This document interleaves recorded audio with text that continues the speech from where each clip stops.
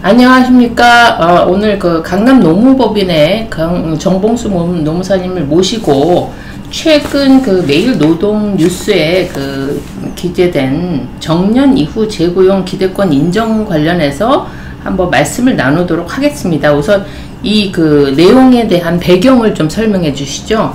예, 안녕하십니까. 공인노무사 정봉수입니다. 예, 지난 2023년 6월 7일 이번 주입니다. 그 중요한 그 대법원 판례가 나왔습니다. 갱신 기대권에 관한 내용이고, 여기에서는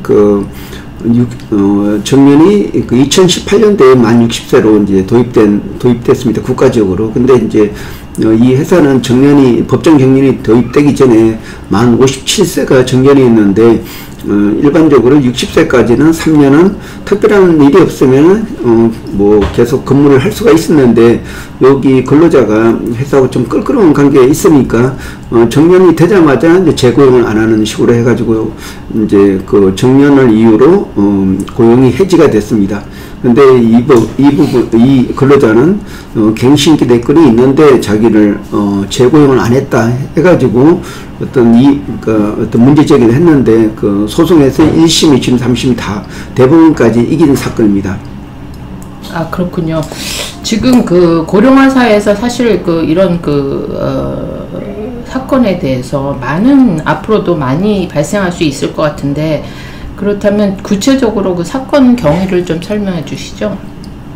예, 근로자가 입사를 하게 되면은 일반적으로 기간제 같은 경우는 그 기간을 마치게 되면은 이제 고용이 이제 단절되고, 그리고 기간이 없는 근로자 같은 경우는 정년이 되면은 자동으로 계약이 종료가 됩니다. 근데 이 회사 같은 경우는 자기들 57세라는 정년이 지나더라도 60세까지는 계속 고용하는 가능이 서 있었습니다. 그리고 그렇게 57세에서 그만두는 경우는 많이 없었기 때문에 이 근로자가 당연히 갱신 기대권을 가지고 있었고, 그런데 회사에서는 일방적으로 어떤 판단이나 아무 설명도 없이 이렇게 계약 기간을 연장해 주지 않았습니다. 그래서 법원에서는 갱신 기대권을 위반했기 때문에 이건 무효가 된다 해가지고 이 3년에 대해서 임금 지급을 명하는 판결을 내렸습니다. 그래서 이 갱신 기대권이라는 거는 사실 법문에는 없는데 판례에서 항상 판단하는 자료로 사용하고 있습니다. 그래서 기간제 근로자 보호에 관한 법률을 보면은 4조에 당사자 간에 합의하는 계약 기간을 1년을 하고, 당사자가 동의를 하는 경우에는 추가적으로 1년을 근무할 수 있다. 그리고 2년을 초과하는 경우에는 무기계약적으로 간주한다는 그런 내용이 있는데, 여기에서 법문에는 없지만 갱신 기대권이 항상 법원에서는 또 노동위원회에서는 항상 사용자가 어떤 갱신에 대한 기대를 주면은 당연히 갱신이 된다는 이러한 근로자의 권리라고 생각해서 한결같이 갱신 기대권을 인정을 해주고 있습니다. 네, 그러면 이제 1심, 2심, 3심에서 다 이겼다고 말씀을 하셨던데, 그러면 이게 이제 소송이 진행되면 좀 오랜 기간이 진행이 되잖아요. 그럼 나이도 이제 많이 먹을 수 있고, 그분이, 피해자가. 그래서 나이 문제는 또 어떻게 되고, 예를 들어서 회사하고 껄끄러운 관계라면 다시 고용이 되더라도 근무하는 데 있어서 좀 여러 가지로 좀 배려가 있지 않을까 하는 생각이 드는데. 예, 사실 우리나라의 부당해고 제도가 사실 회사의 신뢰관계가 무너져서 더 이상 고용을 못하는 그런 관계더라도 회사가 어떤 해고에 대한 어떤 절차를 위반했다든지 하게 되면은 그래도 부당해고 명령을 내리고 있습니다. 그래서 사실 어떤 근로관계에 대한 신뢰감이 이렇게 무너졌더라도 우리나라 법은 가행적으로 했고, 사실 이렇게 부당한 해고로 판단을 하면서 사용자가 근로자한테 고용을 못하지만은 어느 정도 보상을 해주라는 그런 취지에서 판결을 내리고 있습니다. 그래서 이 갱신 기대권 내용을 다시 종합하면은 2년을 초과할 수 없다, 이런 게 기간제법 4조에 있고 또 예외적으로 그 만 55세가 됐을 때, 만 55세 이상일 때 계약을 체결하게 되면은 그는 기간제로서 계속 유지할 수 있다.